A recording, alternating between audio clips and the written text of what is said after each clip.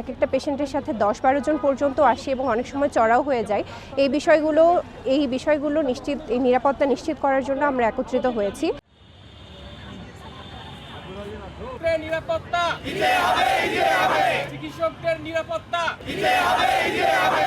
Sylhet medical কলেজের এই ঘটনা খুবই নেক্কারজনক এবং সেটির প্রতিবাদ হিসাবে আমরা এখানে সবাই একত্রিত হয়েছি এবং এটি শুধুমাত্র রাজশাহী মেডিকেল কলেজের ইন্টার্নদের নিরাপত্তা নিশ্চিত করার জন্য না, এটি সমগ্র দেশের ইন্টার্ন যারা আছে তাদের নিরাপত্তা নিশ্চিত করার জন্যই আমরা একত্রিত হয়েছি।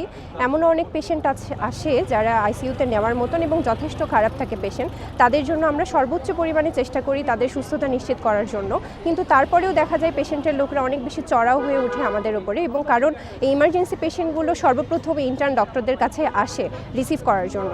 আমরা সর্বোচ্চ পরিমাণ চেষ্টা করার পরেও এই পেশেন্টের লোক যারা অ্যাটেন্ডেন্ট থাকে অনেকে আসে, এমনকি একটা পেশেন্টের সাথে 10-12 জন পর্যন্ত আসে এবং অনেক সময় চড়াও হয়ে যায়। এই বিষয়গুলো নিরাপত্তা নিশ্চিত করার জন্য আমরা একত্রিত হয়েছি। আমরা কর্মবিরতি ঘোষণা করেছি। এর মূল কয়েকটি কারণ রয়েছে। আমাদের রাজশাহী মেডিকেল কলেজে আমরা সুচিকিৎসা নিশ্চিত করার জন্য এই কর্মবিরতিটা ঘোষণা করেছি। প্রায় দেখা যাচ্ছে আমাদের Rajshahi medical college, Dhaka medical college, Rangpur এবং সিলেটে আমাদের চিকিৎসকগণ রোগীর স্বজনদের যারা বা অ্যাটেন্ডেন্ট দ্বারা হেনস্থার শিকার হচ্ছেন এবং আক্রমণের শিকার হচ্ছেন, কিন্তু এই যে আক্রমণগুলো হচ্ছে এর কোনো সুস্থ বিচার আমরা পাচ্ছি না। এর জন্য আমাদের স্বাস্থ্য সুরক্ষা যে আইন, এটিকে বাস্তবায়ন করতে হবে। আমাদের যে দাবি, একটা গুরুত্বপূর্ণ দাবি, সেটি হলো রোগীর অ্যাটেন্ডেন্টটা কন্ট্রোল করা।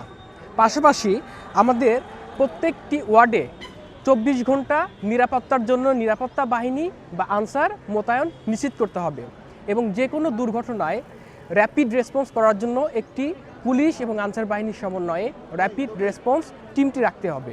ইতিপূর্বে সংগঠিত চিকিৎসক ও স্বাস্থ্যসেবায় নিয়োজিত কর্মীদের উপর যে হামলা হয়েছে সেগুলো সুষ্ঠু তদন্ত সাপেক্ষে বিচার করতে হবে এবং দোষীদের আইনানুগ ব্যবস্থা গ্রহণ করতে হবে। আমরা ইন্টার্ন ডক্টর সোসাইটির পক্ষ থেকে আজকে পরিচালক বরাবর, রাজশাহী মেডিকেল কলেজ হাসপাতালের পরিচালক বরাবর 9 দফা দাবির একটি স্মারকলিপি প্রদান করব। যদি আমাদের দাবিসমূহ মেনে নেওয়া না হয় তাহলে পরবর্তীতে আমরা কঠোর কর্মসূচি ঘোষণা করব।